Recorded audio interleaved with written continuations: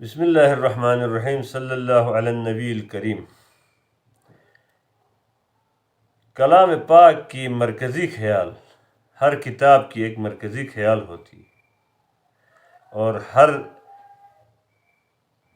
علم کا بھی ایک مرکزی خیال ہوتا ہے اور ہر فلم کا بھی ایک مرکزی خیال ہوتا ہے۔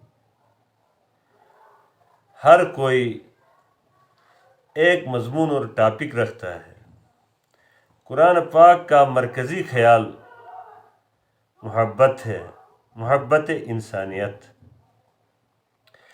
جب تک ہمارا دل محبت انسانیت سے سرشار نہ ہو جائے تو ہمارے دل سے ایمان کو نکال لیا جاتا ہے۔ ایمان اس طاقت کا نام ہے جس کے ذریعے سے انسان نیک اعمال کرنے کی طاقت رکھتا ہے۔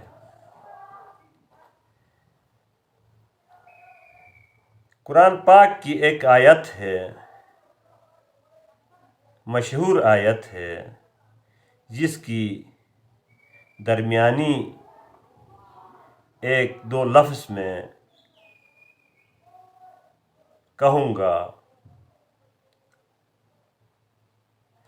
کنتم خیر امت اخرجت للناس۔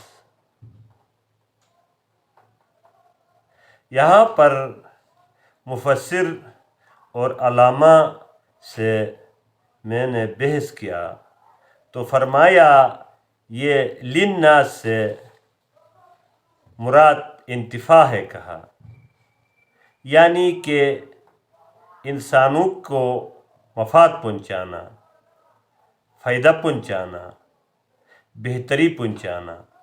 تو انسان کے دل میں انسانیت کی محبت جب تک نہ ہو تو وہ انسان کو نفع کیسے پہنچائے؟ تو یہاں پر اس نے کہا انسانیت پر نفرت پر مبنی کتاب پڑھنا بھی حرام ہے اور کتاب انسانیت کی نفرت پر مبنی لکھنا بھی حرام ہے۔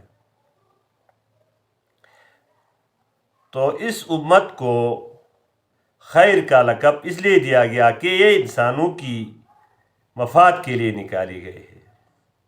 تو مفاد انسان اس وقت تک نہیں دے سکتا جب تک جس کو مفاد دینے کا اللہ کی طرف سے حکم دیا گیا ہے اس حکم کو پورا کرنے کے لیے سب سے پہلے دل سے نفرت کو مٹا دیا جائے۔ جب تک دل سے نفرت نہ مٹایا جائے، انسانیت سے محبت نہ رکھا جائے تو انسان مومن نہیں ہو سکتا۔